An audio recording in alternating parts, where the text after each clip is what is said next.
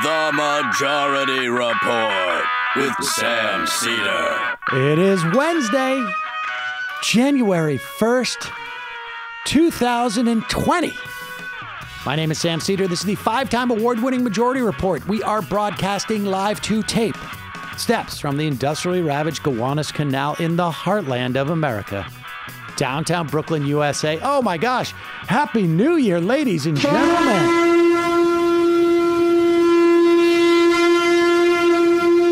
Yeah. Boy, am I hungover. No, I'm not. I probably did nothing last night. I'm not. New Year's amateur hour, as far as I'm concerned. That's what I used to say back in the day. This is the best night. New Year's is the best night to go out and is to work. Back when I was in the hotel or restaurant catering business.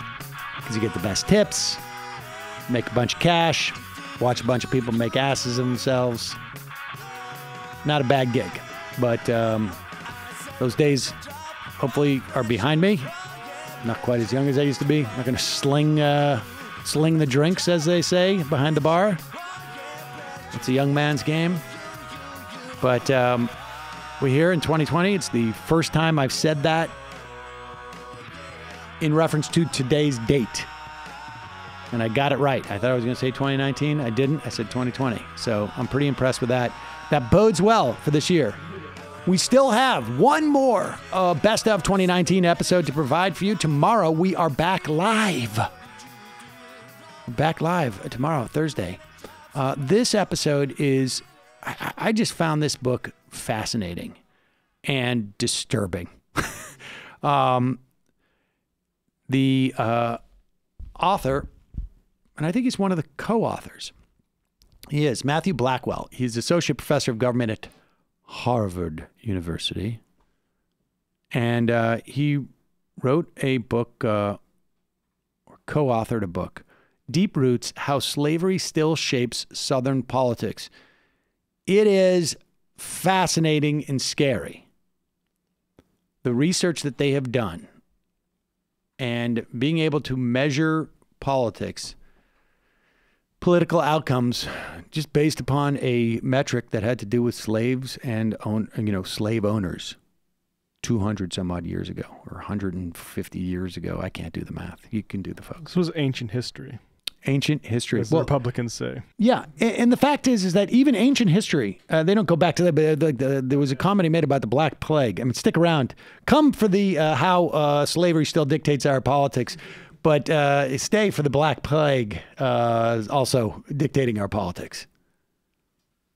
It when you start to drill down upon this, like it makes some sense. There are ideas out there in psychology that characteristics, traits, dispositions travel through generations and take years and generations to expunge and change. And when you think about it, it makes sense. I mean, it makes sense. Fascinating book. And we also even though it's 2020, we're still following our 2019 best of policy of giving you a free fun half. So it's your last chance to enjoy the free fun half, and then it's time for you to become a member in 2020. How's that for a New Year's resolution? I got a New Year's resolution that you're going to be able to fulfill so easy. Just go over to jointhemajority.com, plank down a couple of quarters, and every day, not even 35 cents, become a member of this program, support independent media, support media. You could support, Pod Save America or, Vox podcast or something like that. But, the fact is, they're all big moneyed corporate entities. And we are not. So your support makes it possible for this show to exist and to grow and to hopefully, create other shows, use it as a launch pad for other shows. So that we can have more independent media out there, more perspectives on stuff. We're never going to do a right-wing show. I'll be honest with you about that. We're never going to do a show. Frankly, I don't think we're ever going to do a show that I would consider to be in any way to the right of us. So the idea around here is to do shows, around where I am, and then in terms of the politics and to the left. And that's the project. So if you want to be a part of that, join themajorityreport.com. Join themajorityreport.com. Don't forget, you can listen to the AM Quickie, get your dose of lefty news headlines in the morning. amquickie.com. You can subscribe, or you can get it through the app. Meantime, we will be back live tomorrow. And now, quick break, back with Matthew Blackwell, Deep Roots, How Slavery Still Shapes Southern Politics. We're back. Sam Seder on the Majority Report on the phone. It's a pleasure to welcome to the program Matthew Blackwell. He is Associate Professor of Government at Harvard University, also one of the co-authors of Deep Roots, How Slavery Still Shapes Southern Politics, with Avidit Chiara and Maya Sen. Matthew, welcome to the program. Thanks for having me. All right, let's just start with the I guess the mission of the book was to answer the question, why is the United States particularly conservative on the issue of race, or why are there differing parts of the United States that seem to be? Was that basically it? Yeah, I think we were kind of thinking about how to wrap our heads around the fact that, of the advanced industrialized countries, the United States is kind of an outlier in terms of the conservativeness, and in particular that we have this kind of one region in the country that has historically been and continues to be fairly conservative, and that's the South. And it's not, it doesn't take a lot to recognize that the South also has kind of an intense history of things like slavery and racialized violence and things like that. And we kind of were setting out to think about, well, could we kind of systematically think about how those two things are linked? Is there some deep historical reason, not just about candidates and polls and campaign advertisements, but there's something deeper in the history of America that kind of has led to the broad political cultures that we see in the United States. And the I guess implied in that is that our politics are somewhat racialized political issues that are not necessarily on their face racial, in fact, are to some degree. Yeah, I think, there's evidence, not just in our book, but elsewhere in political science that kind of shows how it's the case that, when we think about redistribution in this country, a lot of people tend to think about, where is the money going to come from and who is it going to go to? And the notions of, the from and to tend to get caught up in a lot of ideas about race and racial groups. And so the idea that the kind of redistribution itself, kind of the core, maybe the cornerstone political issue in the United States, gets wrapped up in, are the groups that are perceived to going to be getting this redistribution deserving of that in some way? And when those groups kind of, when that kind of thinking latches onto race as one of these groups, it can really shape how people think about redistribution and really shape a lot of people's opposition to redistribution, even in times when it would perhaps even help their own personal interests. And so you set out to sort of answer this question as to why there's this type of divergence. What is, just define for us this notion of behavioral path dependence. What for lay people, what does that mean? Yeah, so the basic idea behind this behavioral path dependence is the idea that regions or areas of the country that have certain kinds of institutions, be they economic institutions or political institutions or some combination of the two, those institutions can kind of set different localities down a path in the way and shape the kind of the behaviors and the beliefs and the actions of the people that live in those areas. And those kinds of behaviors and actions and beliefs can outlast the initial institutions that kind of the beliefs are responding to. So, we can see this sometimes where it's no longer necessarily just reacting to the environment, but now those beliefs kind of take on a life of their own, even though they don't necessarily have any place in the current kind of institutional structure. And so we're kind of thinking about that in the context of slavery itself in the South, and how kind of a lot of beliefs and attitudes that were built up in response to slavery, and especially in response to its aftermath, they make a lot of, you can kind of see the incentives for why they were developed at the time that they were developed. But what we show is that those things tend to outlast all of those institutions by a long way, even after things like slavery, Jim Crow, and have been formally abolished in the South. We still see some kind of lingering behaviors and attitudes from those eras in these localities.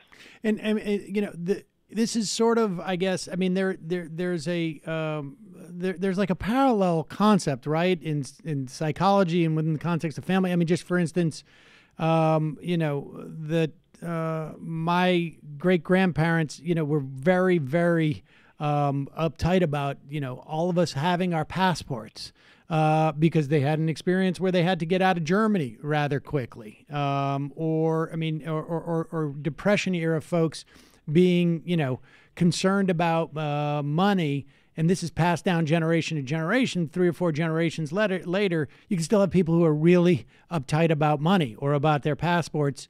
I mean, it's somewhat analogous to that on some level.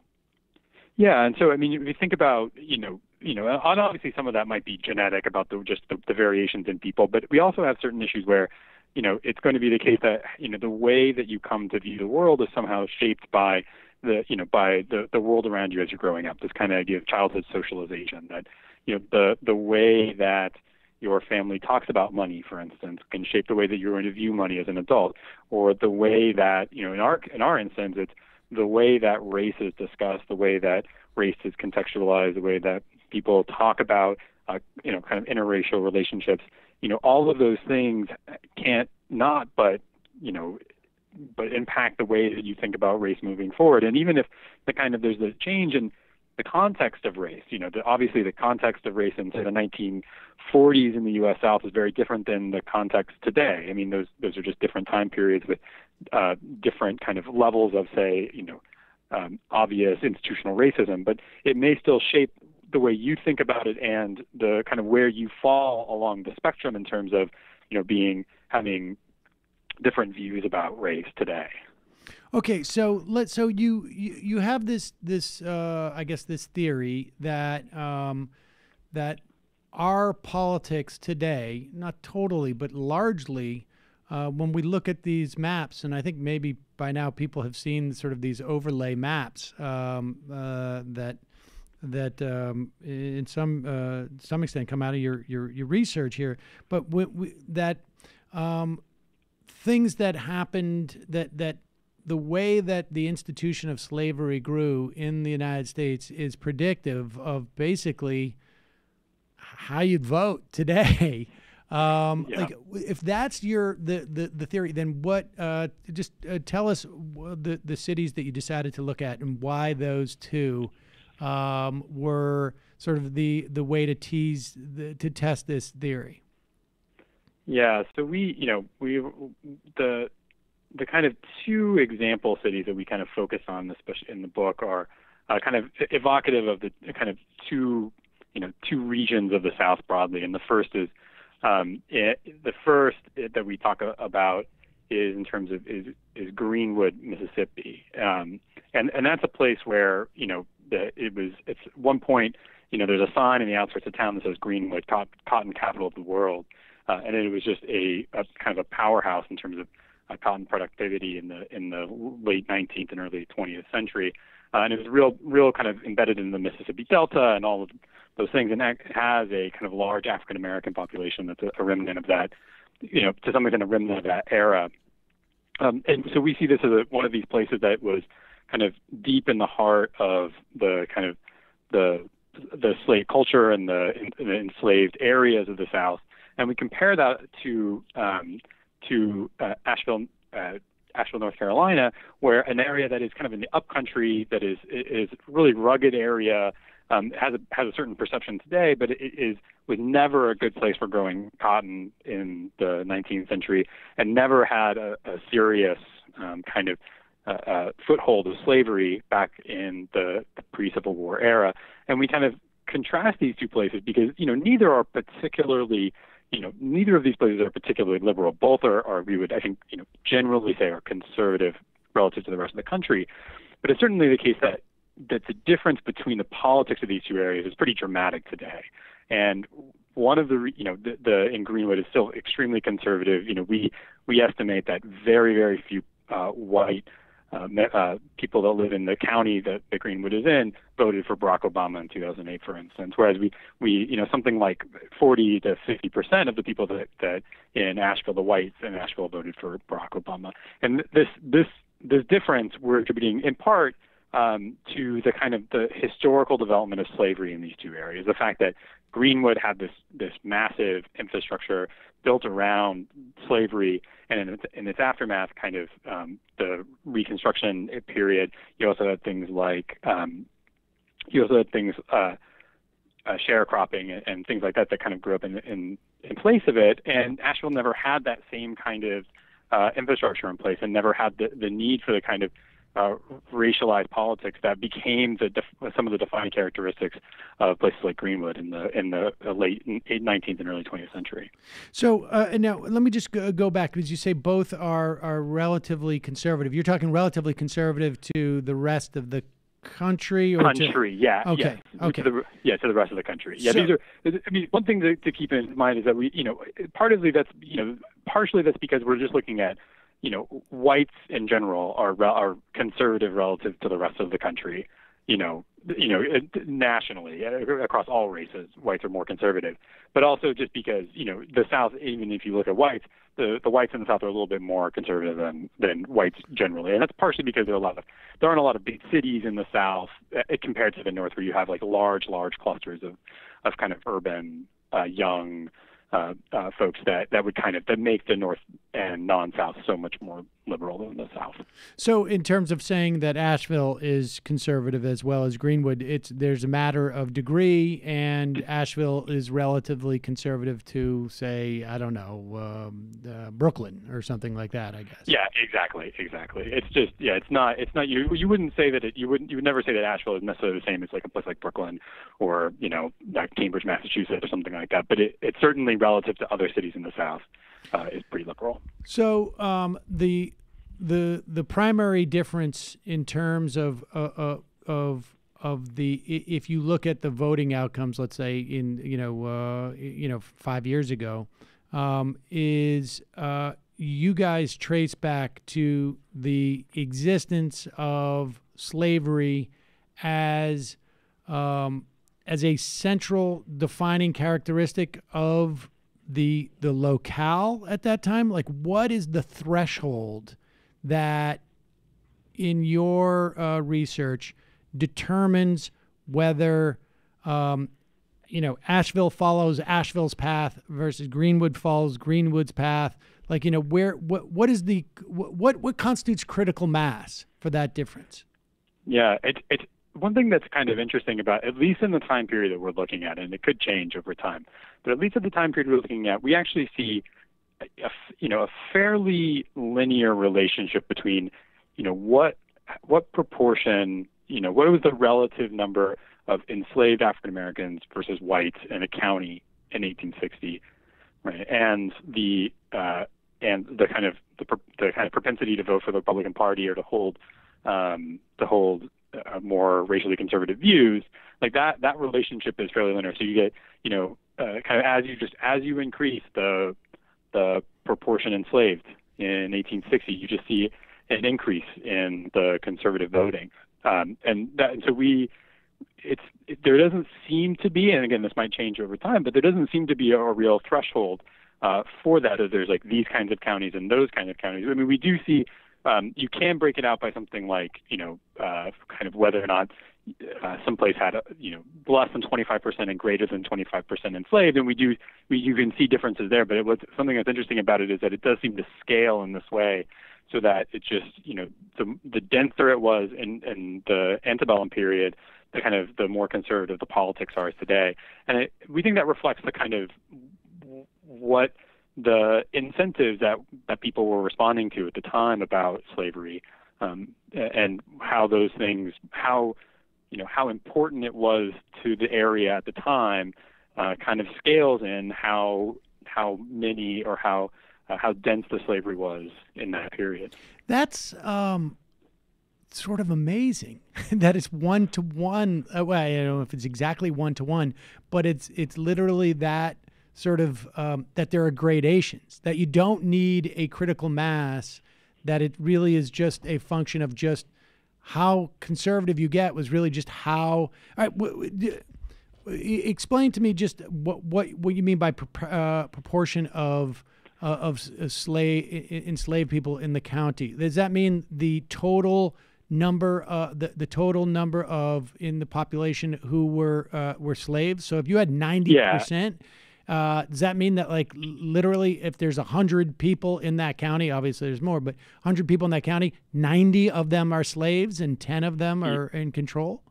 Yeah, so there were some counties in this. That's correct. So when we say proportion slavery, we mean the total number of enslaved people in the county divided by the total number of people. And you can measure that a lot of different ways, and we've done that work. But yes, and so there are these places that that for every one white person there were nine enslaved African Americans, and just some parts of the Mississippi Delta were just it is overwhelming to see the kind of the way that the demographics and the economic conditions and the kind of the terribleness of the institution is kind of overwhelming. Most people don't think about it in terms of how we tend to think of slavery as the whole South had slavery, but really there was a lot of variation. Some places had basically no slaves, and some places had massive numbers where again it was like 9-to-1. Oh, it was literally 9-to-1 in some areas, and so okay, so and so this is how you get that disparity within the context of a broader South that is pro the institution of slavery, but it's the proximity to the practice of slavery, I guess, that is the driving factor here. Yeah, and we find one of the reasons for that we find is that it's actually not just when slavery existed, but actually when slavery went away.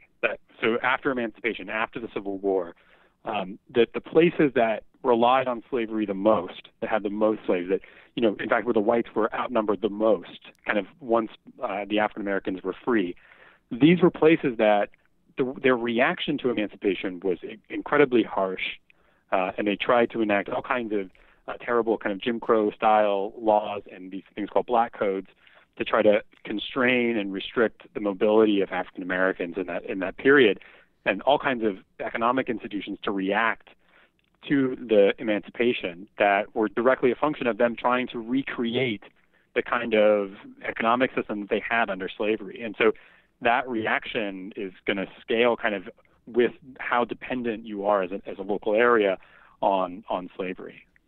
Wow. Okay. So the reaction is what creates the sort of the biggest institutions. Are there examples of, and I want to talk about how that translates into sort of, I guess, attitudes.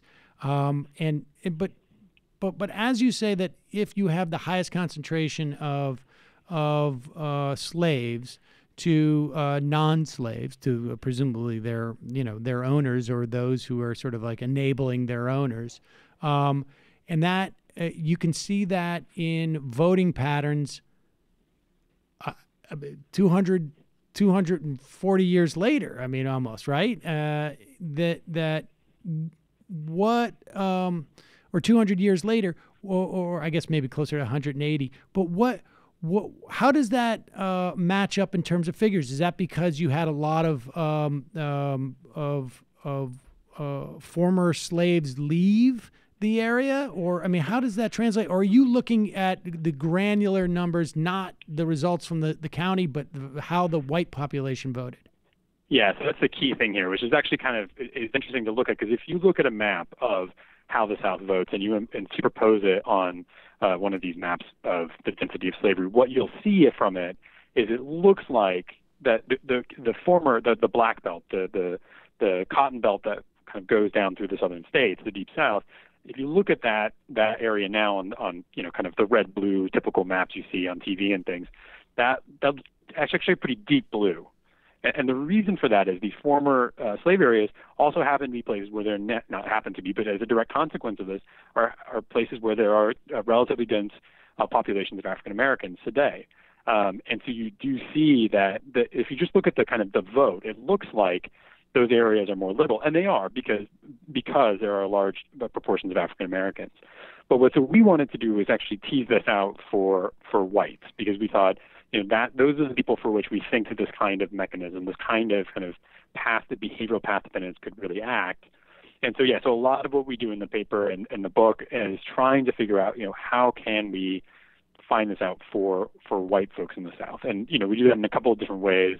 One is to get relatively recent big surveys that ask a lot of questions of a lot of people, so that we can get huge oversamples of Southern whites to kind of really get a sense for the geographic dispersion of their attitudes. And we also use election outcome data, election kind of vote data, and combine it with some data from the voter file in terms of turnout by race, which you can get in the South, or you could get in the South when the Voting Rights Act was still working, and you can use that information to kind of back out what you think the white vote is in these areas, and so that's kind of helped us. So we're really focusing on white folks, and so we're the kind of idea is that some of these families that have passed down these things over time are because throughout the generations, at least among white people in the South. So if I understand you correctly, it's possible, and it's actually fairly consistent, that you have some of these areas that are the bluest areas, on a county level in the South, have some of the most racist white voters. Is that? Do I understand that correctly? Yeah, I would say that's a fair characterization of what we're saying, and I think partly it's instructive to kind of think about. One thing that's always kind of helped me is when you think about places like we think of West Virginia. And West Virginia is kind of like border South, left Virginia because of the Civil War and things like that, but is a useful comparison sometimes. Think about it, in the minds of most Americans, we think of West Virginia as being so solidly red that just deep red, very Republican, and we kind of compare that to a place like to Georgia or Mississippi or Alabama, which we do also think of as being pretty red, but with kind of blue streaks, literal blue streaks. But also, there are Democratic representatives from those states, and I think we tend to think I don't know if we equate them, but I think we don't. What we don't realize is actually, if you were to just take all the white people in Mississippi and Alabama and compare them to the white people in West Virginia, I think what you'd find is that they're actually a lot more liberal or they're more liberal in West Virginia than they are in Alabama and Mississippi. And you can actually, going back in history, you can see that where West Virginia was an area that actually had, when there was the solid South of Democrats, West Virginia actually elected Republican governors, more liberal Republican governors. And so it's an interesting, I think sometimes these kind of populations of people tend to mask the kind of underlying individual level variation in attitudes that is pretty interesting. And I think especially that's true about the way that race and masks kind of the differences among races can mask some of the white conservatism in the South. So wait a second. So that is so the individual white voters in West Virginia are less racist than those pockets of white voters in those other states you mentioned.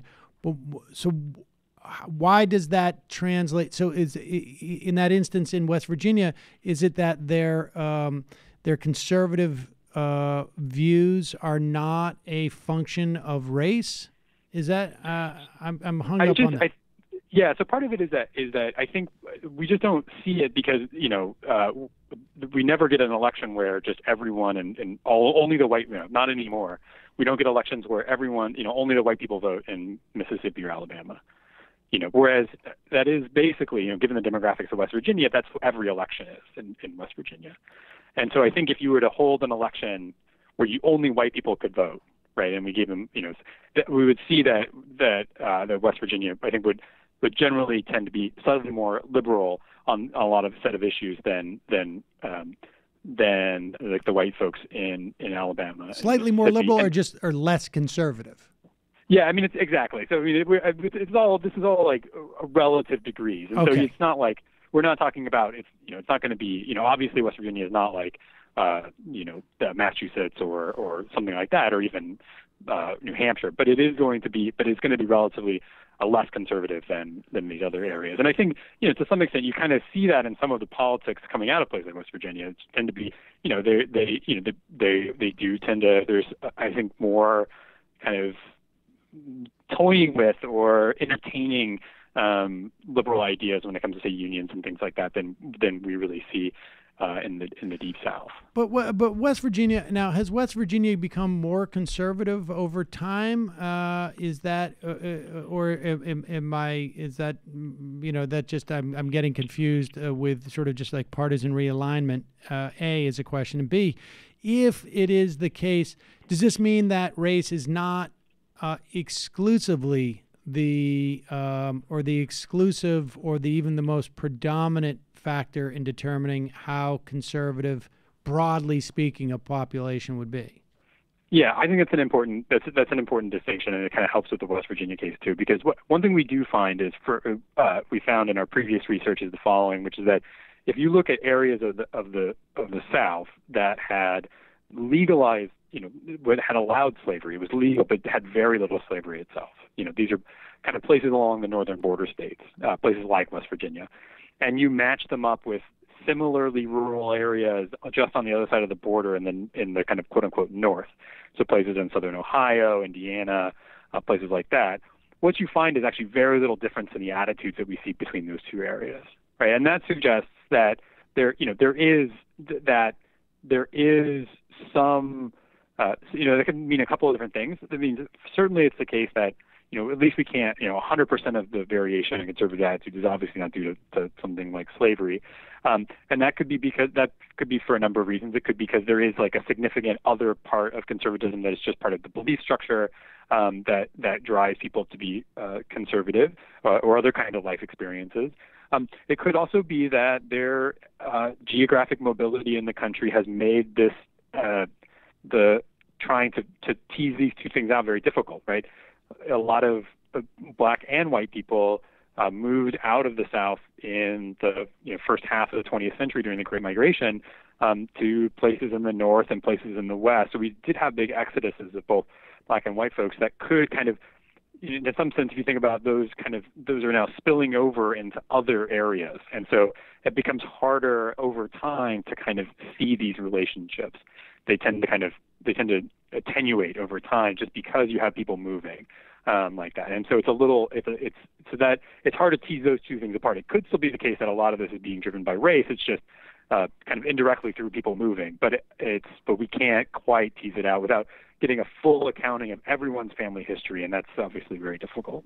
Right. So the idea is that so then getting back to the Reconstruction era, when you had a county that had a high proportion of slavery or slaves, essentially, to white folk, the responses were basically to subjugate black people who are now free economically, politically. This goes on through, certainly through the Jim Crow era. And so the idea is that theoretically the lessons that are learned, as hey, Pa, why is it there's a poll tax? Well, I'll tell you, son, like these ideas are then communicated and embedded in this next generation, and they retain these ideas essentially, right? And even if they move to West Virginia, they still have these ideas, even if those measures aren't there, or they implement those measures there for reasons maybe that they have forgotten or were never firsthand experienced as to why they were doing this. Yeah, I think one thing that is always for us, it's somewhat humbling about doing research like this is that I think it makes you question a little bit to the degree to which you've come to your own beliefs as like a true rational person, where you sat down and really thought about all the alternatives and decided that my political beliefs are directly a function of that rationality. I think that's how all of us like to perceive ourselves. But really, when it comes down to it, a lot of it is being shaped by our family history and our upbringing in various ways. And I think definitely in the South, you saw there are some really kind of amazing descriptions of this in what is now called kind of a racial etiquette, and the way that children were raised in a way that kind of follow rules of interacting with members of the opposite race.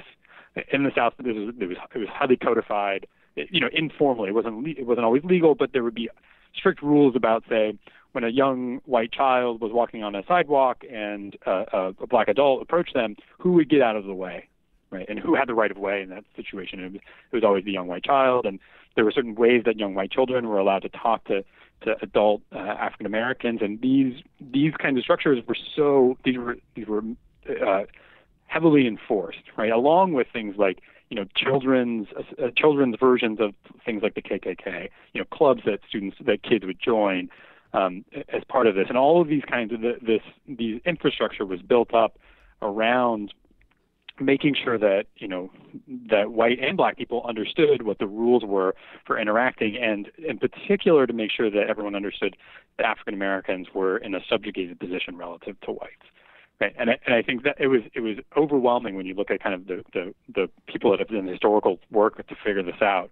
And it's hard to imagine that a situation like that doesn't color how you view the world moving forward, and how maybe you talk about race to your children moving forward. So even if some of that codification ended in the or became less prominent in the middle part of the 20th century, it could still be the case that a lot of the people that grew up learning those lessons might still be alive. They might still be voting. So I think that's an important consideration, and one that we think is really important for the results that we find in the book. And the intensity of the racism is tied directly into the proportion in which that community relied on slave labor, because their reaction, almost like the blowback from emancipation, had to be that much more severe and strong. And so they're constructing sort of more racist social mores because from their perspective, the threat of loss of power was that much greater.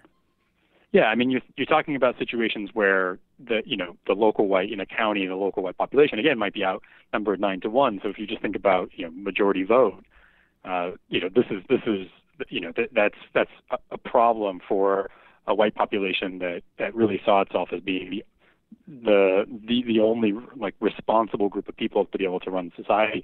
And the idea was that they if you read kind of historical accounts and first person historical newspaper accounts of the white reaction to emancipation, it was very dramatic. I mean, they were obsessed with the kind of labor problems that were going to come down the road for them. They were obsessed with the political issues that were going to come down the road, and these were highly localized. Right? So that's why we see this kind of local effect. How do you measure the intensity of racism? Relative to let's say an area. And we should say the area follows the Black Belt, which is literally a description of very fertile soil that allowed for the growing of cotton and maybe other commodities that would require a higher rate of slavery within that area. So it's sort of, I guess, we see this in the context of other, if you're in thousands of years ago living in a fertile area, agriculture becomes your primary, the agriculture becomes the primary driver, and society is constructed around that. That notion exists, and so it makes that sense. But how do you measure through time the relative levels of racism from a county that, say, had 9-to-1 ratio versus, let's say, 5-to-5 or 7-to-3. Yeah, it's.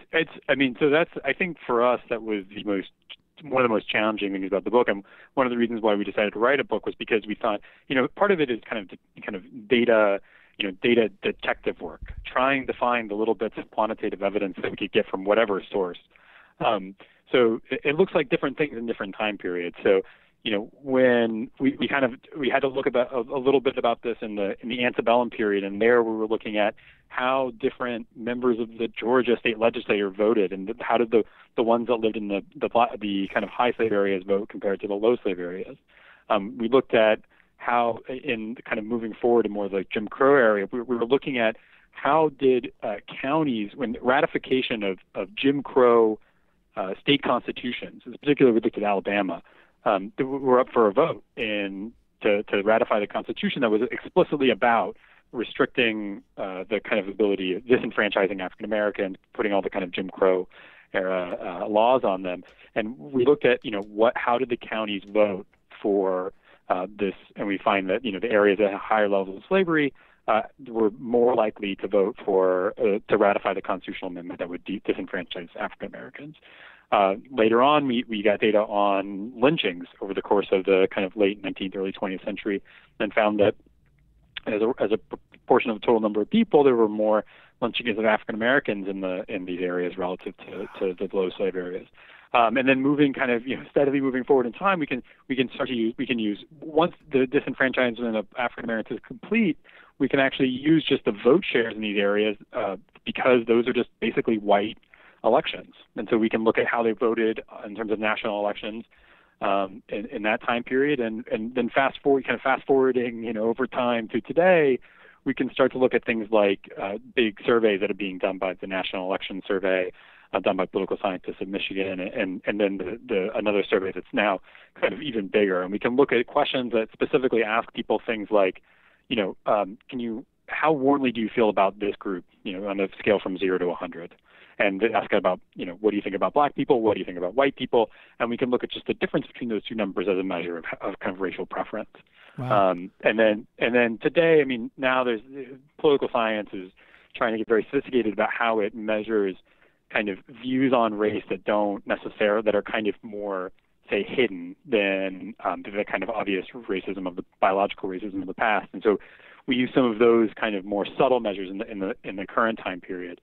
In the surveys in the last few years, but I mean, it's just for us, it was all about where could we get the different data sources to piece it together to kind of to try to trace this out over time, because there's no one data source. No one was taking the poll for the past 200 years. What are your attitudes towards? Right, it would be great race? if the census should have asked us, but they did not. So we had to rely on just kind of finding things as we went. Okay, so I have two sort of, I guess, major questions to ask you left. One is the persistence. So, I mean, you've talked about and you said earlier, like, you could see that this is linear.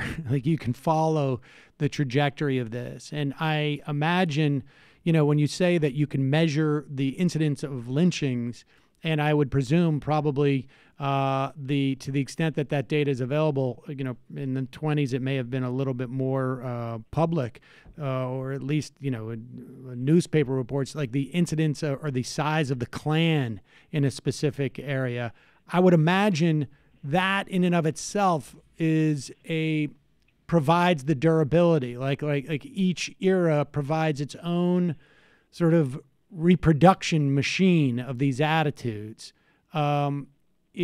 Is that the case? And B, if it is the case, are there areas where that falls off? Like, is there nothing that can then break that other than sort of distance, generational distance from that slavery? Yeah. So, I mean, we try to take this up a little bit. It's a tough question. Like, what is like someone asked us once very early on when we were writing this, like, what's the half-life, the kind of radioactive half-life of this? Like, when should we expect this to kind of go away? And so we try to look at that a little bit, and it's a difficult question, just because it's hard to compare some of these measures over time. But one thing we do see is that when we look at things that are outcome measures where we see that the federal government has really gotten involved and taken action, where things like voting rights, things like kind of educational inequalities, things like even income inequalities.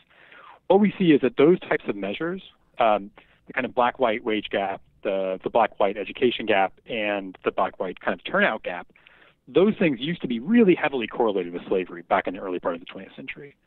Right, so it's kind of the same story we've been telling about these things, that you saw this both in terms of attitudes, but also in terms of the kind of inequalities between whites and blacks. Now, even though those inequalities still exist between blacks and whites, but they're actually much, much less correlated with slavery than they were in the 1940s. Right, and so that speaks to the fact that part of what happened was that the federal government actually went in and had some really big interventions, things like the Civil Rights Act and the Voting Rights Act of the 1960s, actually had a big impact on kind of flattening the relation, the kind of how local some of these effects are on some of these outcomes, right? And so we see that as like an interesting, I don't know if a success, but an interesting kind of way that when the federal government actually got involved and did something, it actually had a pretty big impact. But we don't see that on things like these attitudes. The relationships that we see between slavery and attitudes in the middle part of the 20th century are not that different than the relationship between attitudes and slavery that we see in the early part of the 21st century. And to some extent that we think that kind of speaking to this idea that it's hard to change the kind of hearts and minds, and we don't really know what that's going to look like moving forward. And so we'd like, it could be the case that these things just kind of march and they dissipate slowly and slowly and slowly. But on the other hand, it could be the case that kind of entrepreneurial politicians are able to kind of latch on to some of these political divisions and actually kind of reactivate them in some ways. And I think it's hard to know how that lasts. I mean, to just give you a sense of how long. That's sort of terrifying in a way. Yeah. Well, to give you an example of this, so if I understand you, just to restate, federal intervention is a fairly effective means in which to make some material differences, and presumably in the worst case scenarios, right? Because that's where you're most likely a fair. But despite these material differences, attitudes have a persistence that is incredible. It seems like, and that persistence and that durability is also a function of people out there who know that it's latent and at any time can sort of re-up its virulence. Yeah, that's and so I think that's totally correct. And I think one. Outside of the context of the South, one thing, we one piece of a paper in economics that showed that they related voting for the Nazi Party in Germany in the 20th century was related to the Black Death era pogroms and anti-Semitism, in the 12th century. Right? Hundreds of years of persistence. And again, that kind of shows you, I think what's interesting about that example is not only is it we don't necessarily have this thing where just everything goes away, but it could be that there are, again, kind of entrepreneurial politicians that can take advantage of these kinds of divisions and reignite them. And I think that's something that, we tend to think of everything as progress is marching forward and things like that. But I do think that it doesn't, there are ways that it could go in different directions. And I think that's something to watch out for as time marches on. Okay. My last question for you is largely outside of your portfolio, I think, but seems to me to be highly implicated in your research. What about the converse? What about those areas where you had a 9-to-1 slave to, a slave owner, more or less? What were the implications if the attitudes that were so ingrained, were developed then in response to emancipation and presumably slavery, right? I mean, to justify it, they're two sides of the same coin. Are so durable in white people. What about the attitudes that would have necessarily come with being subjugated in black people? Yeah, we've looked at this a little bit, but I mean, one issue that we've kind of faced with studying kind of African American views on this and kind of how we think there's obviously a huge legacy of slavery for African Americans. I think, but the thing that makes it difficult to study for us is that, for white folks, the people, had right. They could vote. They could vote. They did things in society which would indicate their attitudes. And black people, largely during that period, have no ability to articulate that in the public record.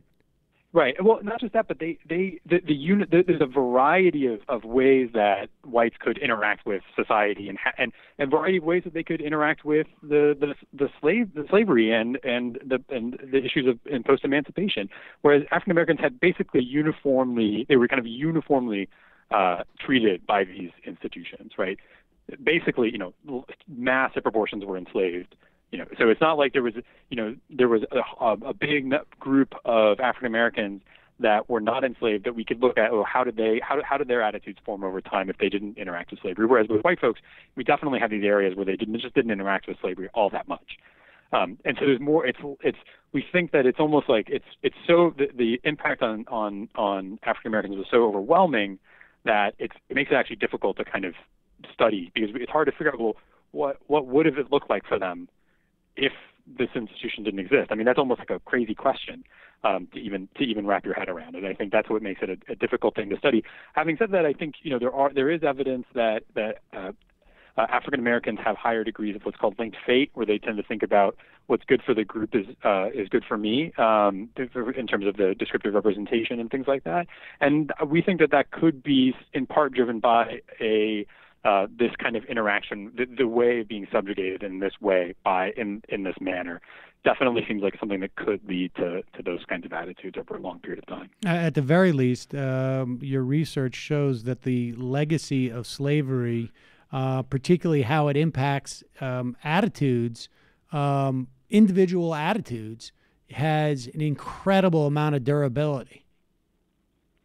Yeah, we were surprised, and we kind of threw the kitchen sink at it, and it's still there. And so we were, it's kind of just it's definitely something that we were surprised by to some extent. I mean, it's hard. Sometimes we feel surprised by it, and sometimes we feel like it's just completely obvious. So it's just hard to balance those two ideas. It's such an important institution, and yet, but it's 250 years. It's just hard to wrap your head around that. Matthew Blackwell, the book is Deep Roots, How Slavery Still Shapes Southern Politics, and I guess if you had room, American politics. We will put a link to that at majorityreportradio.com. Thanks so much for your time today. Really fascinating. All right. Thank you so much for this.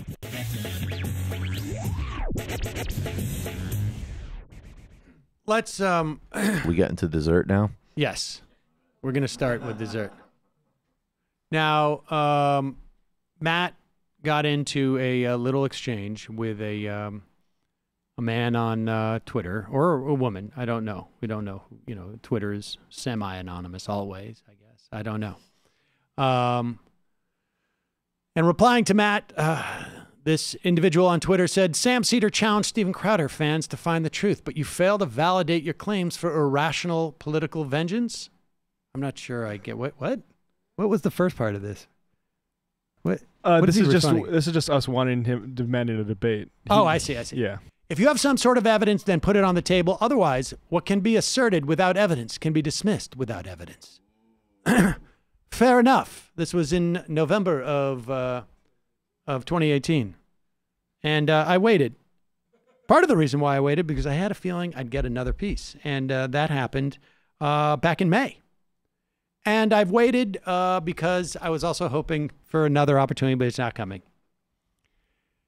So what do we start with? Should we do this chronologically, or do we go reverse chronology? Maybe reverse chronology. Yes, I think we'll save the more media friendly for a second. So back in May, early May, I got an email. Oh, no, this must have been the first one must have come actually, I think in April, from a guy named Jim. And he wrote, "Hello, Sam Seder team. My name is Jim and I work for freespeech.tv. This is a new network being launched on June 1st. We're wondering if Sam would accept our invite to be on the show. The show is a panel discussion that will have a conservative and a liberal on every show to discuss current events and politics for about an hour. The show is called Free Speech and will be hosted by Gavin McInnes. We can pay for Sam's travel and stay, plus pay him $5,000 to be on the show. You should have gotten a hotel in Midtown, bro. We have a lot of big names on both sides of the aisle, ISLE, that have agreed to be on. We're hoping Sam can too. TO. We will be filming 2 episodes a month for 12 months so we can work around Sam's schedule, Jim. Now, I have to say, when I get an email like this, I am suspicious because, one, Gavin McInnes wants me on his TV show. Okay. He's going to pay me $5,000. I don't get $5,000 for anything. I don't know if all the appearances I've made on MSNBC over the past year, I will get $5,000 in the aggregate for. Probably not, actually.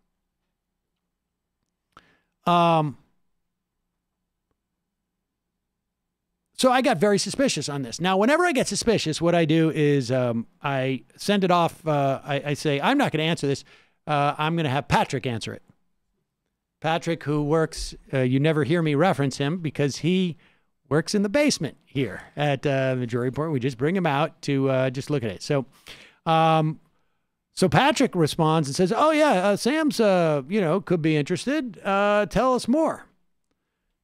Jim writes back, what nights, and this is May 21st, what nights in June? Oh, okay, so we talk and this and that, and at one point he says, oh yeah, here he goes. Okay, so, hello, Patrick. Thank you for getting back to us. The show is being filmed in a professional studio downtown Manhattan. There will be makeup, because Patrick was very concerned that I needed makeup.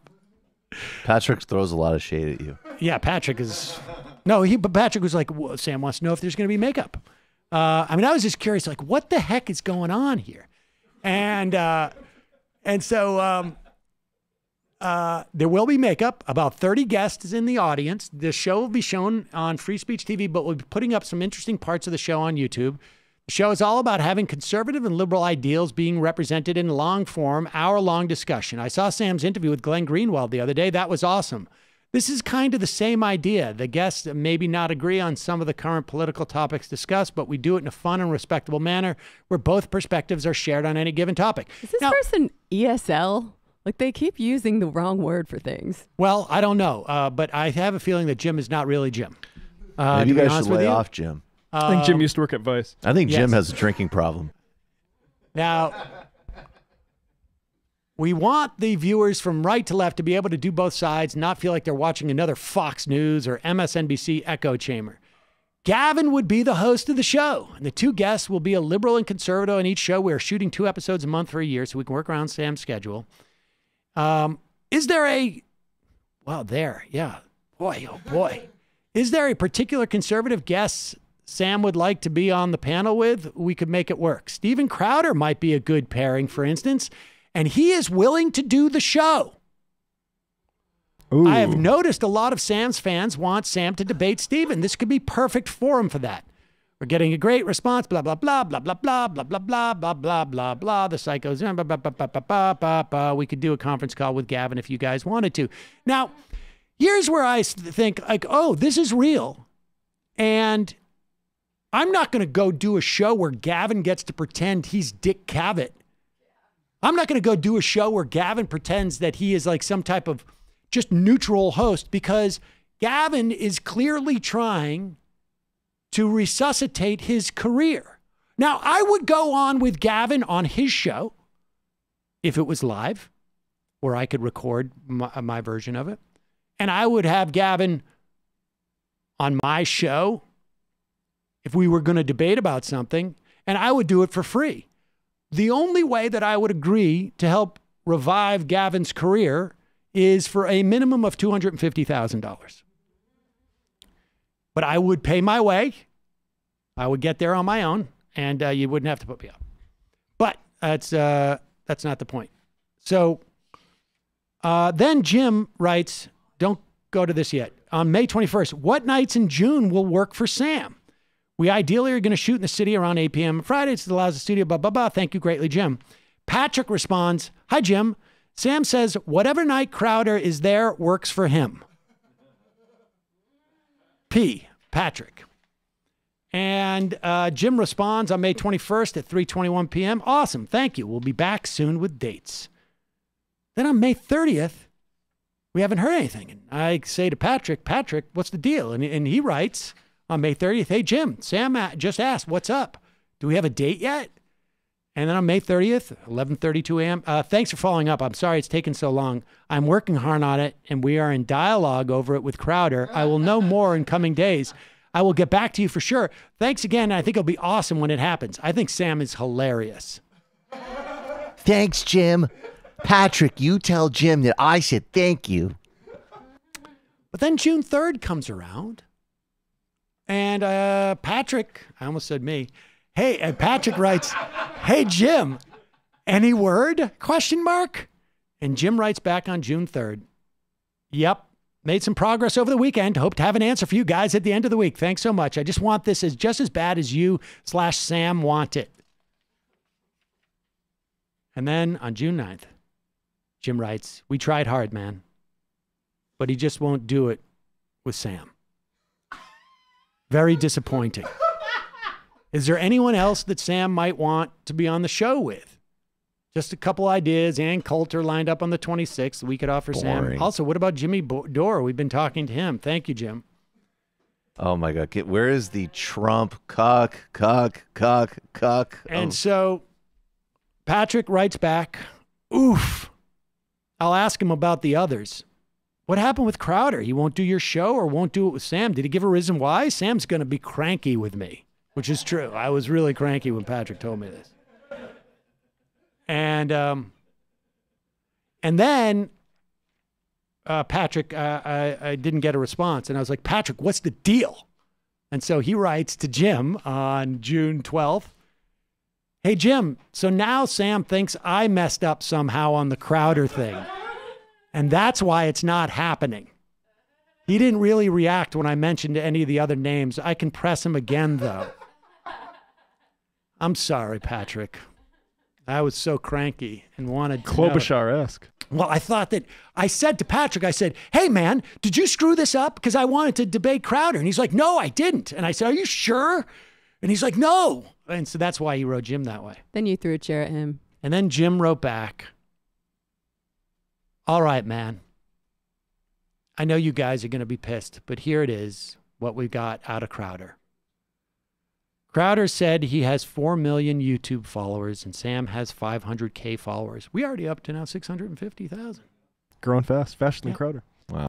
And he didn't want Sam trying to ride in on his coattails of hard work, blood, sweat, and death threats, just to lend his notoriety to Sam, which would help Sam gain some of his followers. And Crowder hates Sam for some reason, so he doesn't want to help Sam. I believe that part. I do too.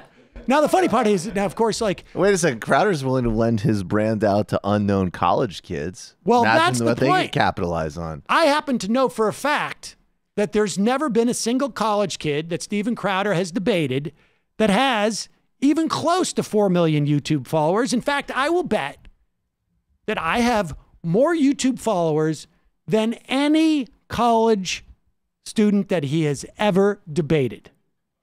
And I would also argue that he probably, anybody that he was going to go on with on Gavin's show, and I don't know, has he appeared on Gavin's show? Why don't we look that up? Don't have much more followers than I do. Maybe by, I don't know, 10%, 30, 20%, but not 400%. Anyways, Crowder was supposed to be on our show last week, so this had nothing to do with Gavin. It's just Sam unpopularity with Steven. So it appears that Crowder wouldn't even go and show up on the show. What's that? He was on what? Whoa. This is interesting. I don't know. This causation, correlation Gavin question tried on this. so hard multiple times. He tried so hard that now Crowder is mad at Gavin for pushing so hard for it to happen. I thought if anyone could make this happen, it was Gavin, but he could not convince him after multiple attempts to do it. We were fucking pissed. We think it's stupid for him not to do it and that it would go viral. I think with Crowder getting demonetized did not help things either. I'm not going to give up, but I figured for now it's not going anywhere. I would not be surprised in the near future if we get him to rethink it. We told him he is just as bad of the 19 out of 20 liberals that say no to Gavin when we ask them to be on. Hard to have a dialogue when no one wants to fucking talk to each other. So hard. Yeah. It's hard to have a fucking dialogue. With that said, we would still like to have Sam on with someone. Maybe if Steven sees that episode of Sam with some other conservative, then maybe he could open up the dialogue for a future date. We have Candace Owens on September 6th and blah, blah, blah. We could, on the conservative side, we could use some help of getting here. Liberals, if you have any idea, the show is about having both sides and et cetera, et cetera. I'm sorry it didn't happen. We're going to try and get Sam and Steven. I personally love Sam and watch his show every day. It's a very sweet thing to say, Jim. Weird that you would need to put me up when you know that the show is done every day from Brooklyn and this show tapes in New York, but maybe it's true. I'm glad he does. No hard feelings, Jim. And then I just wrote back, Patrick wrote back, because I want to see, I asked Patrick, how much money are they willing to pay before we go public with this? And then it turned out just $5,000 was about as far as they were going to go. So then we were like, okay, now it's time to go public. It's definitely a new movie. Sam and Gavin, anonymous pen pals. So now look. They hated each other in public. One time they boosted each other is in not private. evidence of anything, and some of you will say. That just happened once. But no, ladies and gentlemen, this was a pattern. This happened in the spring of 2019, but back in the summer, early fall of 2018, there was an event that I was thinking about attending, but it was contingent upon me being able to have a debate with someone who I thought was influencing the younger generation on YouTube. I mean, that was basically my idea. And if it's someone who I think is, is doing that, I don't care how many, well, the fact that he has, with 3 or 4 million YouTube views or subscribers is indicative of how many people he's reaching and why I think that's problematic. Roger Stone, I don't know how many YouTube subscribers he has. He's a fairly big name, but I don't think many, frankly, young people follow Roger Stone or care what he says. And so he's less relevant to me. So here is a recording that was made that captures a phone call that took place between myself and a booker recorded in New York, which is a one-party state. We have altered the voices just slightly, and no names are involved here. I mean, of the other party. I don't normally do this, to be honest with you, in terms of recording calls like this, but there was radio silence. I was supposed to debate Steven Crowder, and I was very, very much looking forward to it. Do you remember, Brendan? I was supposed to debate him at an event that took place in California, and this year it's taking place at a different place in the country. I think it's Tennessee. And I was very excited about this. But then all of a sudden I didn't hear anything. And so when the person said, "Can we get on the phone?" I was like, okay, but that's weird. And I'm in a one-party state. So because I had anticipated that something was going to go sideways. And here is that exchange. Things are moving along. I was literally just building your proposed schedule panel. Oh, great. I know. It's very exciting stuff. So you'll have all of that soon. I did want to talk to you about the debate. Okay. So it seems that Steven Crowder has maybe gotten some cold feet. Okay. And feeling a little intimidated. So I don't think he's coming. He's not even going to come? Right. Why is that? Pause it. Now, I want people to understand that this is just this lady's, assessment. She's not inside Steven Crowder's head. The fact that he got cold feet because he felt a little intimidated, that's just her assessment. I want to be fair here. It's just her assessment. Go ahead. It's a great question. I would love to ask it to him myself. He's not even answering anymore. Really? Mm-hmm. Well, okay. That's too bad. Interesting. But I have two other options for you that I think might be interesting. Okay. And if they're not, we should go to the drawing board. Okay. We're happy to do that. So we have Candace Owens coming from Turning Point USA. Are you familiar with her? Kanye's a big fan. Sure. And the other one we have, which actually I think would be my preference, I think it could be very interesting, and I think it's a very interesting dynamic, is Dan Bongino. Who is Dan Bongino? Dan Bongino, he eluded me at the beginning because I didn't quite understand who he was. He's had insane growth on YouTube and Facebook Live and things of that nature. He was former Secret Service, and now is just a big pro-Trumper. I'd love to send you some info and background on him and kind of what our idea is behind it. Okay. But if neither option is favorable, I can absolutely go back to the drawing board. I have not a single problem doing that. I want to make sure this is a great experience, number one, for you, and something that's interesting and toothsome for you to get into also. Yeah. I'm familiar with Candace Owens, and that might work. But send me information about that other guy. I just have never heard of him. And yeah, that's a real shame. I think Crowder. You're bigger. Yeah, I don't know what his team is doing around him, and that's just for me to speculate at this point. Pause it. Want to make sure that we understand this is speculation. I imagine it's informed speculation. Also, let me just say, I didn't mean any offense to Dan Bongino. I just had never heard of who he was. I didn't know who he was. And but let's hear the speculation. It's speculation, folks. Just go back just a little bit, because as you can see, I was really interested in getting more information about Steven Crowder. But send me information about that other guy. I just have never heard of him. And yeah, that's a real shame. I think Crowder. You're bigger.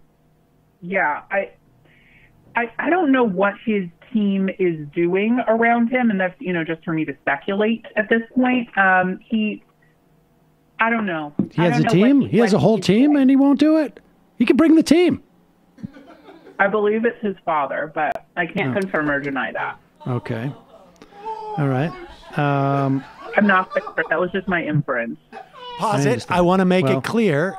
She says here, this is just her inference, so she doesn't know. She doesn't know. She doesn't know. I mean, it would be a weird thing to just sort of randomly say, I think it's his parent. His mom didn't want him to, or his dad didn't want him to. Just out of nowhere to come up with that? Just out of nowhere to come up with that. But that's the inference. And we pull it back just 10, 15 seconds. Then, I mean, you have to put yourself in my mind, like, this is the first I ever heard of that. And I'm like, wait a second. Crowder's not a teenager, right? Like, does his folks know he's doing this? That's a real shame. I think Crowder. you're bigger. Yeah, I don't know what his team is doing around him, and that's, just for me to speculate at this point. I don't know. He has a team? He has a whole team and he won't do it? He can bring the team. I believe it's his father, but I can't confirm or deny that. Okay. All right. I'm not quite sure. That was just my inference. I understand. Well, I mean, he's young, isn't he? He's not that young, is he? He's a young guy. He's in his 20s. Oh, okay. All right. Well, send me that. What about Dave Rubin? Is he? Yeah. Oh my God. I went on to Dave Rubin to see if I can get Rubin. Steven Crowder is literally 3 8-year-old boys in a trench coat. This phone call proves it. Well, that's why you got to have Dad. Now, look, I understand. Steven doesn't have the confidence necessarily to back up his, change my mind. But let me put it this way: Steven Crowder is not capable of defending his positions with an adult who has spent a little time reading up about these things and is somewhat knowledgeable about this stuff. Oh, he's 32 years old. Wow. All right. Well, to be fair, maybe 31. At the time when this conversation happened, he was probably 31. And I know that, my daddy made sure that I wasn't going to get into a situation where I would feel embarrassed well into my late 30s. So, but at one point. Will he be with Sarah Jessica Parker in this scene? Exactly. At one point, Steven Crowder has got to man up and actually have a debate with people who are aware that they're going to have a debate, that aren't going to, in between psych classes or, run into a booth and then go sit down with him.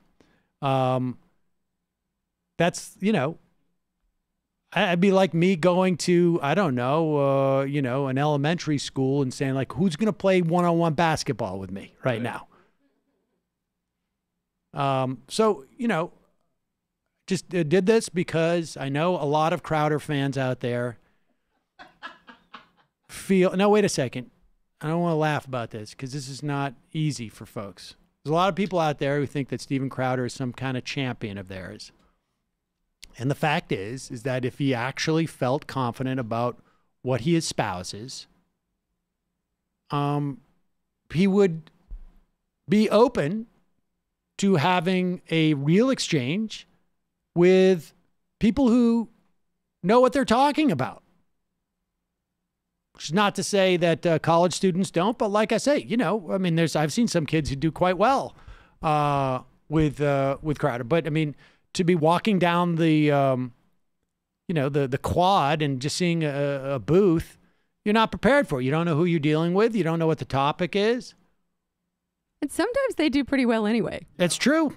It's true. And look, Crowder is largely, most of the things I've seen, trying to argue really, in many respects, the indefensible. And he does well with some of these students, not so well with others. And we're only looking at the video that he wants to release, too. So, well, if he wants someone more age appropriate to debate him, the rest of the MR crew is available. Yeah, there you go. I'm going to have to check with my mom. But, Steven, you can come on this program. You can record it. We'll do it live. I am willing to go on your program, do it live. We can do it in another venue if you want. But you can hide behind the fact that you have more YouTube subscribers than I do. But it really sort of breaks down when you're willing to debate college students who don't even have YouTube channels. If you want, when we have this debate, I will not monetize it. I will not put ads on that day. I will demonetize it on YouTube. You don't want me to gain any of that? If you're worried about losing your followers or your supporters, that is fair. Because if I was you, I would be worried about that. In fact, that's the whole point of this. The whole point of this is to say to people who think that Steven Crowder knows what he's talking about, begin to understand that if he really knew what he was talking about, he wouldn't be afraid to defend it. So that's why we're doing this. And if you are a fan of Steven Crowder's, you should reach out to him and say, hey, man, there's 2 examples of you ducking Sam Seder in an embarrassing way. And look, how many times do 2 examples you get documentary and audio evidence of something like that? Right? Never. This is somebody who's super, super nervous about it. Fragile. So, super fragile. Yeah, hopefully the algorithm will get it in front of some of those people's eyeballs. Yeah, we'll see. But folks, feel free to go into any of Steven Crowder's chat rooms. Put up a link. Hashtag Cold Feet Crowder. Cold feet. A lot of people are saying he's Cold Feet Crowder. I thought it was disgraceful. And the fact that his friend Gavin worked so hard for him pretending to be Jim, and he left him out in the cold like that. I mean, I just thought it was very cowardly and very sad. Maybe you should ask his father. You know, maybe his father should debate this. There is a theory about people who lift that many weights. That in some ways that they are trying to like literally, you know, wrap them, like protect themselves from something that they're really worried about inside. And I suspect that maybe there's something inside of Steven that he is having a tough time with. And it can come out in a lot of different weird ways. Lots of things. So many things. Maybe try lifting some books next time. Well, I think until Steven can look at himself in the mirror and feel proud about all the things about him, not have to worry about maybe Dad not accepting things about Steven, like his limitations or his perspective on things. I don't know. I'm sure there's a sadness there.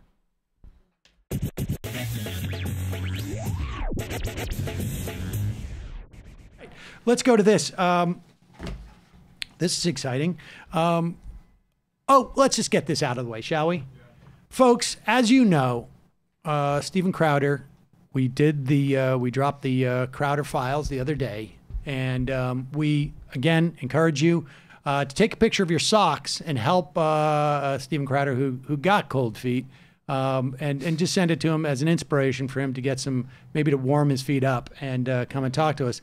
I just want to say, I want to thank all of you who have participated in this, and I don't want to single out anybody who has been, getting on Steven Crowder to debate me, but this guy, obviously, I've been a huge fan of his work in the film world, and so I was really appreciated him weighing in. Folks, I give you Kevin Sorbo. Well, Steven, you got cold feet, I understand. Cold feet, and you won't debate Sam. Why will you not debate Sam? But just to let you know, Sam is still up for it.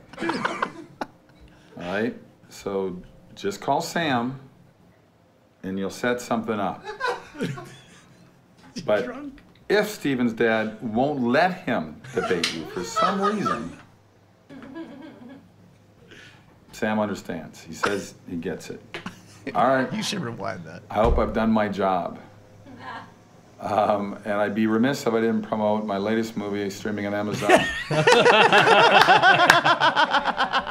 Wait, can we rewind to the part where where this part about the dad? That's incredible. Yeah, that was. That's some very fine very writing sweet. right in the middle. Now, we got to say hat tip to listener Ryan, who I think paid for this. I don't know how much he paid for it. It could have been like $90. We could get that guy a T-shirt. It was at Ryan Rec, RAC66. Yeah, there I was that, thinking Ryan. Kevin Sorbo was a fan of ours. No, sorry. It turns out that Kevin Sorbo. Am I doing something wrong with the... Are you not plugged in there? I'm plugged in with my headphones. Oh, you got to plug that into the cord. Where does this go? There you go. Sorry. Well, great. Steven, Were you going to play it you again? got cold feet, I understand. In the middle, or whatever. Cold feet, and you won't debate Sam. wait for Why the will you dad not part. debate Sam? But just to let you know, Sam is still up for it. All right? So sad about this. Just call Sam, and you'll set something up. But if Steven's dad won't let him debate you for some reason, Sam understands. It's true. I do understand. That's the Listen, my folks have not weighed in on this, I want to say. But it's possible they would also be like, don't debate, Stephen. Don't. It'll be. There's no reason to make him feel bad. And so we'll see. But Stephen, I just want you to know that you don't have to do this just because Kevin Sorbo says to do it. Do it so that people who watch your show don't think that you're just looking for college students to debate with. Do it for yourself, Stephen. Forget Kevin Sorbo, forget Dad. Just do it for you. That's all I'm saying. He said, forget Dad. Easier said than done.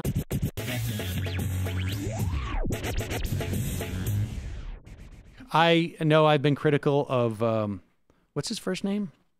Anthony Scaramucci, because it's, quite celebrity that after 2.5 years, he realized he was not getting back into the White House and said, well, how can I keep this celebrity train going? I know I will now become a never Trumper, another wonderful never Trumper. And personally, I don't think he deserves the time of day, or at least I didn't think he deserved the time of day. I don't know about that, dude. Because Scaramucci, if he knows nothing else, he knows how to butter a guy up. And I don't know if he's fishing around for an interview on the show or what. I think we got pitched him a while back. But this goes a long way. Let's do it. Here is Anthony Scaramucci basically calling out Steven Crowder again. I can't believe it. Good morning and happy Sunday. This is a message for Cold Feet Crowder. Pause it for 1 second. Let's go back to the beginning. I just want to say, for him to take time during his Sunday, he's obviously going out for a Sunday drive. You'll see in the video with his wife. And she's great. Both of them are great. But I just want to say that they really are. I just want to say that's that I appreciate that. Noted. Just noted. Sunday. He did the research. Yeah.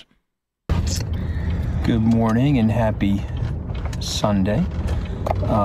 This is a message for Cold Feet Crowder. And I got booked by Cinco Sanders. Okay, so listen up, Steven. Quit being a pussy and debate Sam. If you got to ask Daddy for permission, it is what it is. Now, I know Sam ain't no teenager, but you got to man up and do the right thing. Don't be a hack and a coward, Crowder. Debate Sam. The alpha males. The alpha males are back. That is ridiculous. Men are ridiculous. Okay, you hear my wife? My wife just said men are ridiculous, okay? Man up. Man up and debate the guy, okay? It's true. I mean, it's true. I don't like it. I listen. You gotta ask your dad. It is what it is. Come on. Listen. I, of course, being a soy boy, would have appreciated it be a little bit less gendered. Not just man up, but person up. But whatever. Anthony's going to deliver it in the way that he's going to deliver it. And So there you have it. You gotta ask His heart your was dad. in the right place. You gotta ask your dad. It is what it is. That is for the ages. Do you have? Did I send you the clip of that thing? Gosh darn it! I noticed this, and I got to tell you. Oh, it's in the Slack. See if you can pull that up. It is an image, and I just want to say, look, this is not here. I'll put it right in here too. Oh wait, that's not it. Sorry, that's a different one. Here it is. This is in regards to Crowder. I noticed this. Now, you know, I don't know if somebody sent me this or if it came up on some type of feed or something, but pull this up. Apparently, there is a thing called, yeah, I just put it into the chat. There's a thing called, I don't know what they call this. It's some type of trend thing. Here it is, yeah. And it's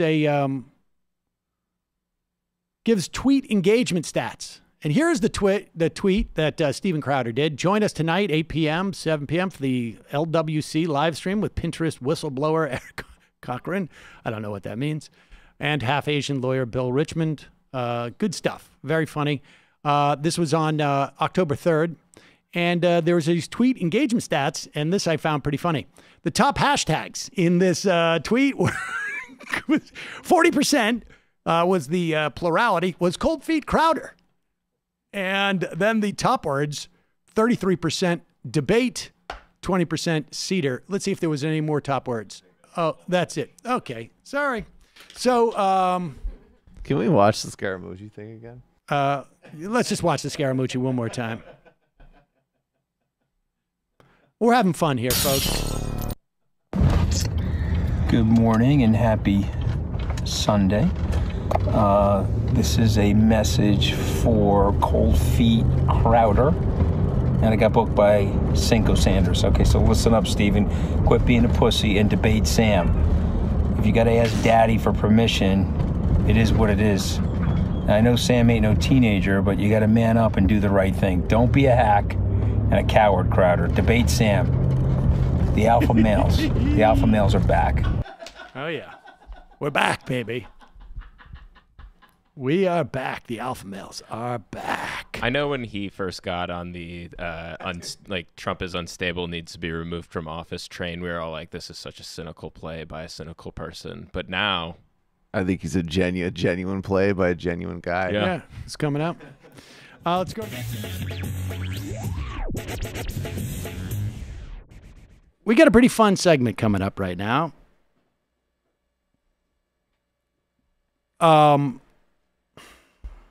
Now, I want to be very careful here because I've had two projects going on simultaneously that I have been waiting to unfurl for you. And they intersected at one point, and I'm not going to reveal the other project. It has been an ongoing project. Consistent listeners of this program have heard me reference it in other contexts, and we will get to that later. It's always best to roll these things out in the fall. However, the other project that I was working on seems to have basically unfurled itself. Come to fruition. Come to fruition. Now, as you know, or as you might imagine, very often when progressive hosts go down to the commissary of their YouTube channels, they bump into each other. And or sometimes they just text each other and say, hey, what's up with this? Or are you doing this?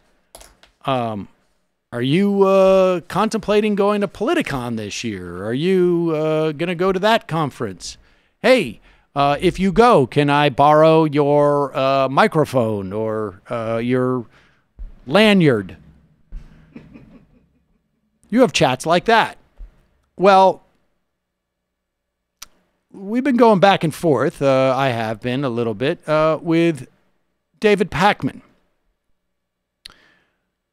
About a month or two ago, I received an email, and it was an invitation to go on to someone's YouTube show. And I don't know if it's a YouTube show, but it's a video streaming show.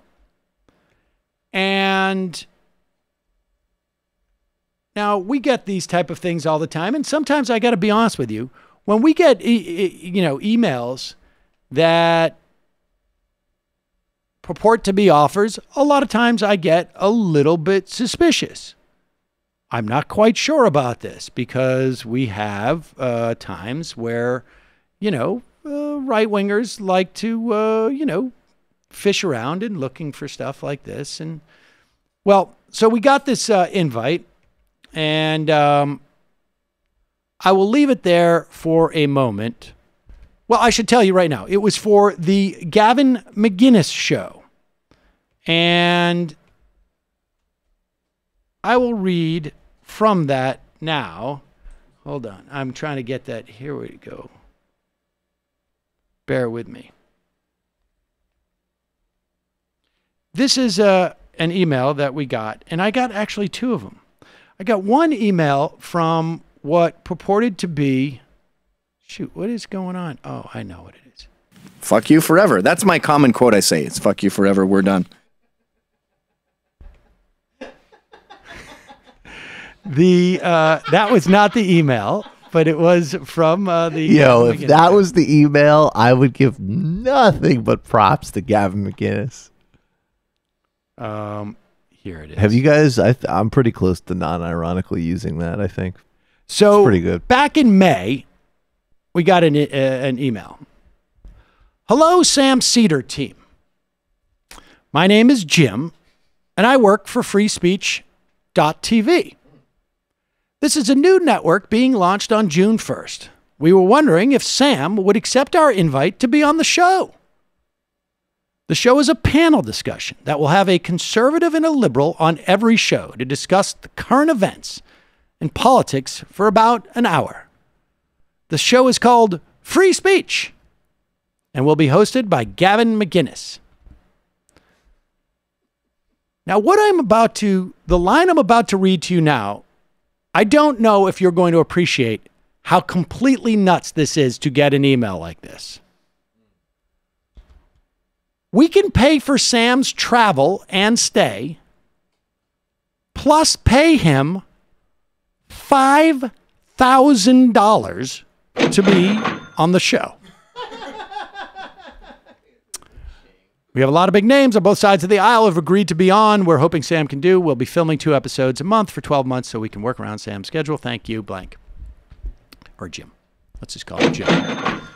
Now, let me tell you something about getting offered $5,000 to do a show. Available. I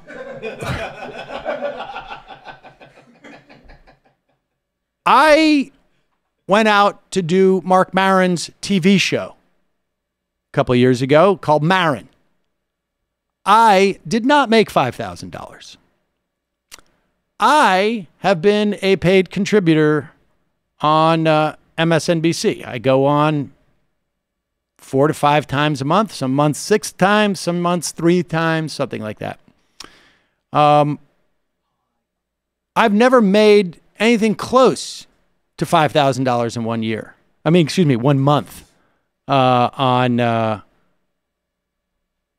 don't know if I've made $5,000 in 6 months on MSNBC. So when someone offers me $5,000 to come do a 1-hour show that's going to air on YouTube or on some paid streaming thing, I'll tell you what I do. I think something's BS. And when something's BS around here, what we do is we send it over to Patrick. He is the producer, handles all the BS stuff. So Patrick went back and forth a little bit. and said, "Hey, Jim, can you tell me more deets? Where's it shoot? How long would Sam be required to be on location? Is this a cable show, YouTube show, makeup, etc.?" Because Sam loves makeup. Oh, if there's makeup, I'll be there. I'll pass on the request. I like to Sam. makeup and money. Hello, Patrick. Thanks for getting back to us. The show's being filmed in a professional studio in downtown Manhattan. Like a cable. There will be makeup. About 30 guests in the audience. The show will be shown on freespeech.tv, but putting up some interesting parts of the show on YouTube. Goes on to say that I saw Sam's interview with Glenn Greenwald the other day. It was really good. And we want the viewers from the right and left to be able to listen to both sides and not feel like they're growing. Gavin would be host of the show, and the two guests will be a liberal and a conservative on each show. And now I'll tell you what I'm thinking at this point. I don't want to be involved in something that is going to allow Gavin McGinnis to have some type of re-entry into the world of being able to host a show with, you know, people who walk amongst us.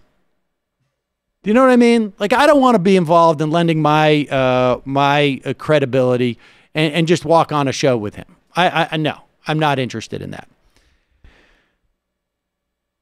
Then they write, is there a particular conservative guest Sam would like to be on the panel with? We could make it work. Now. Now we're getting interesting. In now things are getting interesting. Makeup and money. Exactly. Terrorizing an idiot. Exactly. Now, this is part of the second project, so we're going to skip this. I was contemplating if they could deliver this person that I would do the show. I would not take any money for it because, as Michael said, the compensation would be coming from my being able to appear. Psychic capital. Exactly. And I will say this. The idea that I would go from Brooklyn to Manhattan for $5,000 is still bizarre. Like, no way. I'm not taking that money. Not everybody on the team thinks it's bizarre. Just put it out there. Listen, I want to be clear about something. I think it's pretty interesting, actually. I want to be clear about something. Before you start thinking I have a tremendous amount of integrity here, I do have a price. And I said I would definitely do it for $250,000. And that stands. That stands. I would do it for $250,000. I'm sorry if that is such a random number. Like, why that number? That would dramatically implicate my life. Okay, but that's just so like, why, if you're going for a completely, I would do it for $500,000 too. But I'm saying $250,000 or above. That's just such an interesting. All right, so you. What's amazing about your particular psychosis is I feel like you actually did. Like, the broader point is I'm not going to do that, you know, because I don't feel comfortable with it. It doesn't feel good to me. And then you might say like, you know, $1 million. But you actually sat down and calculated. No, you're like, I said, no, that's with exactly how it happened. I said 200. I said I'd do it for $1 million, and then I was like, you know what? I'd do it for $500,000. No, actually, I would do it for $250,000. I'm not gonna do it for $200,000. I can see you. But I would do it for You're $250,000. literally thinking like, this would go into this account. This would be spread here. There would be a little bit of college planning action, and then when it's all said and done, I would take a vacation. Yeah, I just, that's great. $250,000. I just want to be honest with myself. So, I mean, Patrick then basically hung back. And it's incredible that Patrick has to deal with all I these know, exchanges. Patrick. Did you find him on ZipRecruiter? Patrick, we did find ZipRecruiter. So then he goes, then he writes back, I got some news. Roger Stone just committed for May 31st to filming. And Roger Stone is would you do it? Necessarily. And so let's see. And then Patrick responded a little bit later. Hey, Jim, sorry to drop the thread on this. Sam was in and out over the past couple of weeks. He'd be really interested in appearing with blankety blank. Roger Stone did not seem interesting to him. And so... this isn't the mid-1980s, Jim. Jim wrote back, that's awesome, guys. We'll get that set up. We just had an awesome shoot with Dr. Cornell West and Milo. It was very civil and enjoyable conversation. I'll get some dates to you. I believe Gavin just reached out to blank yesterday for dates. Wow. Yep. And blank is on board for the show. And Patrick's amazed now. Thank you, Patrick, and be in touch soon. And they say, and then Jim writes back, what nights work in June for Sam? And Patrick wrote back, hi, Jim. Sam says whatever night blank is there works for him. Jim says, awesome. Thank you, and back to you soon with dates. And then a couple of weeks go by. And Patrick writes back to Jim, Sam just asked what's up. Do we have a date yet? Jim said, thank you for following up. I'm sorry it's taking so long. I'm working hard on it, and we're in dialogue with it over with blank. I'll know more in coming days. And then a couple of weeks go by, and Patrick writes to Jim again. Hey, Jim, any word? Jim says, yeah, made some progress over the weekend. Hope to have an answer for you soon. I want this just as much as you and Sam want it. And then Jim wrote back a week later, we tried hard, man, but he just won't do it with Sam. Very disappointing. Is there anyone else? Whoever this other person is for the secret project, can I just say, they're a tremendous cuck. Yeah. Is there anyone else that Sam might want to be on the show with? Just a couple ideas with Ann Coulter. What about Jimmy Dore? We've been talking with him. Ann Coulter. And what is this? Patrick writes back, oof. Oof. I'll ask him about the others. What happened with blank? He won't do your show or won't do it with Sam? Now Did he give a reason why? Sam's going to be cranky with me. That was what I was going to say, is that now Patrick knows he has to deal with Sam's bullshit. Yeah. Sam's like, the one thing that was exciting for me for exactly. months is not when Patrick came up to tell me this, I was livid. And so Patrick ended up writing back 2 days later, hey, Jim, so now Sam thinks I messed up somehow on the blank thing, and that's why it's not happening. You didn't really react when I mentioned any of the other names. I can press him again, though. Well, I mean, the other names are not that exciting. And then Jim came back and laid out the whole thing, which we're going to save because that has more to do with the others. But finally, when I heard that this video we're about to play went down yesterday, I told Patrick, get in touch with Jim again. And he wrote, hey, Jim, sorry about the radio silence. That's a pun, folks. Sam didn't seem to want to talk about it after I told him about blank. But this morning he came in, and it was a big but, after a trip, and the first thing he asked was who else they have and what's the best number they can do. Pretty sure he meant appearance fee. Parens, he was on a bit of a manic tear this morning, and I generally know better than to get in the way of that. Sure you can relate. Let me know. Signed, Patrick. And Jim said, no worries. I totally get it. And so our compensation package has a few things. A, that it's going to give Sam a bunch of exposure. And and then secondly, weird, he would do that. We would offer Sam a VIP town car pickup. We would drop off in the venue. Thirdly, we can offer $5,000 and free drinks at the bar. Yeah, there you go.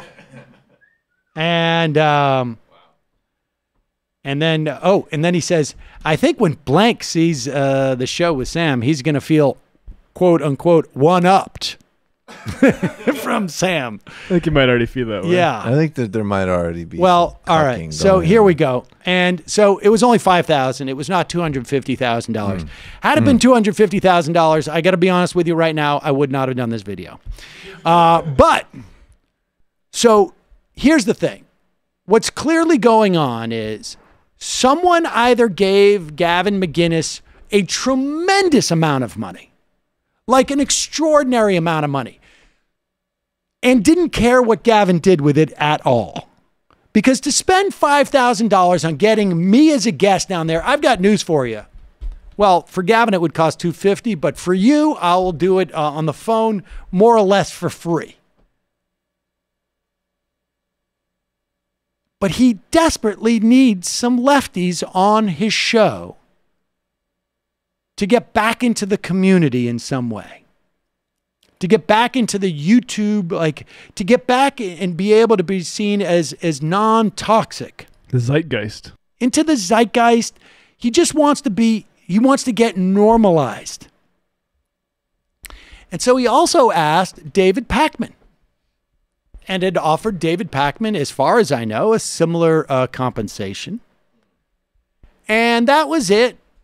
We were just strolling along, and then all of a sudden, somebody called in to David Pakman's show. Okay, let's go next to our caller from the 253 area code. Who's calling today from 253? Hey, David, it's Jim, and I just wanted to say, long-time listener, first-time caller, love you. And I just wanted to talk about the Green New Deal and just see what ideas you had about maybe getting that pushed through. And also, a guy I despise came up on my YouTube the other day on a commercial, Gavin McInnes, on this new show, Free Speech.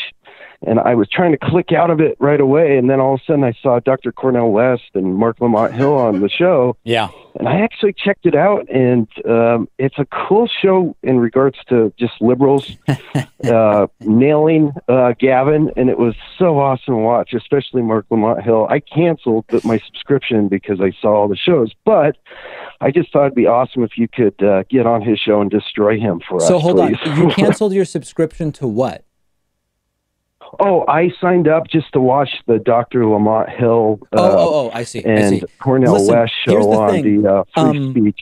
I will have something to say personally that I'm involved with that affects me with regard to this new Gavin McInnes show at some point soon. Like I can't talk about it yet, but I'm going to have something to talk about related to it. That is Pakman referring to the fact that he had been invited on this show. And continue. Because I've had like a personal run-in with this program, and I think it'll be an interesting story. All right, so that's it. And Pakman had that call last Friday, and over the weekend, people in the Reddit threads, I guess, said, that sounds a lot like Gavin McInnes. Certainly does. And now, I know Gavin McInnes.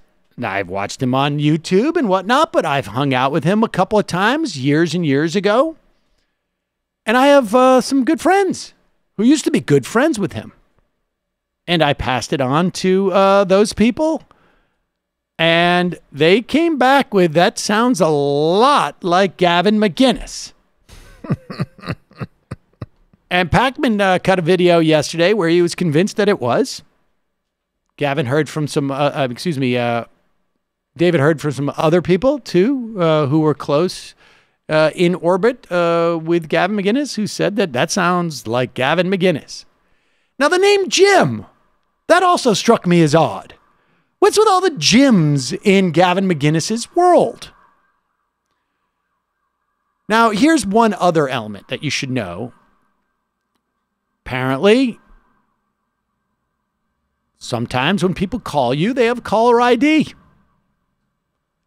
And these numbers, sometimes, if you Google them, they come up with something. David Pakman told me what the number was, and I took it and I put it into the Google machine. Now, I'm not going to say the name of this guy, but I will say his first name was Jim, And it turns out that he had run for office in 2017. He had run for, what was it, a county? I'm not going to say where the location was. What was it? Yeah, a county commission seat. And used over $100,000 of his own money. He had to withdraw from that seat because apparently he was on Twitter writing nasty things about black people. Very weird that this Jim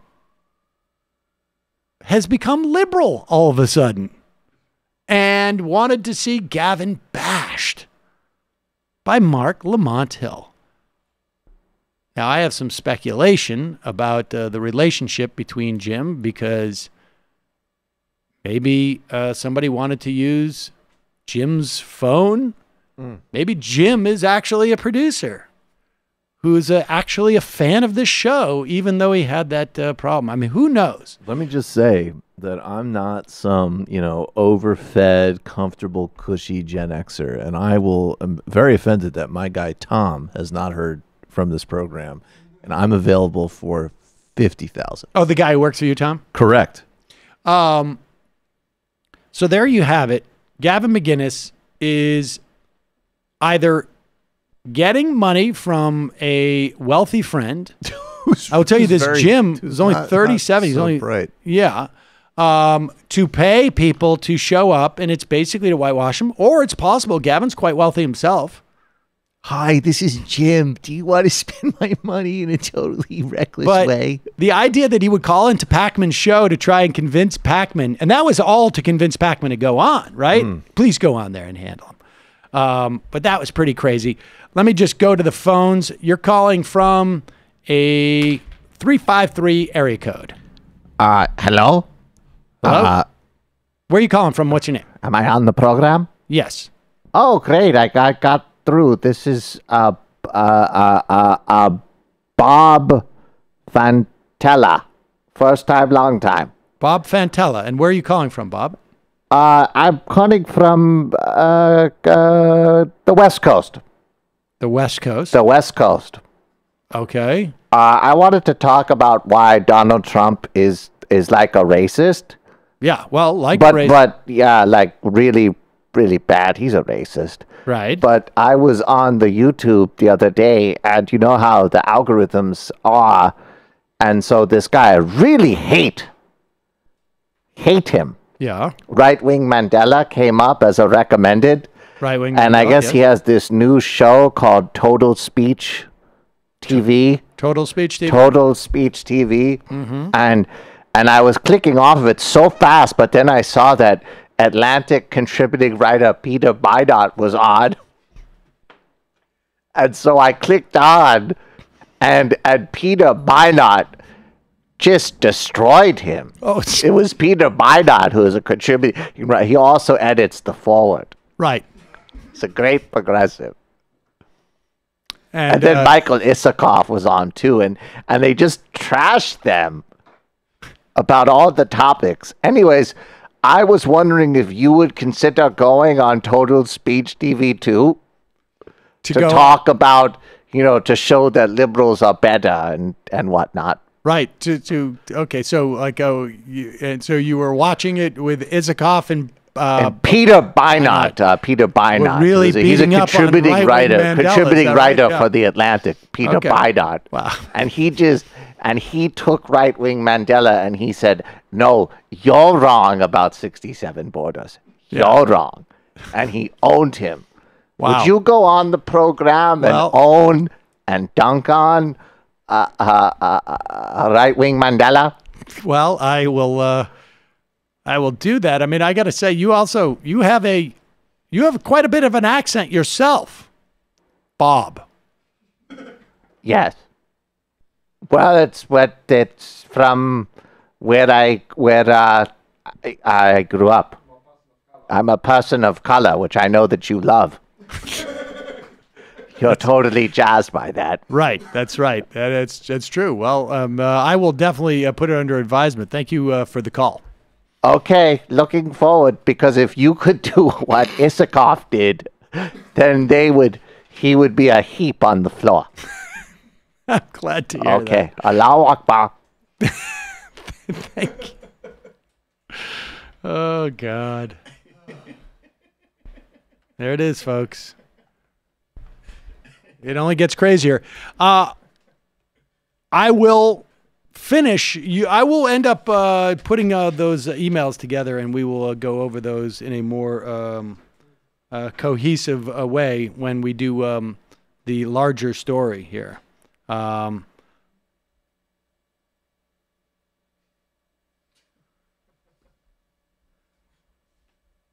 I subscribed and canceled, incidentally, just so we didn't lose that beat. I watched Peter Biden and Michael Isikoff dunk on and own him, and then I clicked unsubscribe. Unsubscribe. I don't want to watch any more of him. I tried doing that. I don't like him at all. I tried to click off, but the algorithm got me.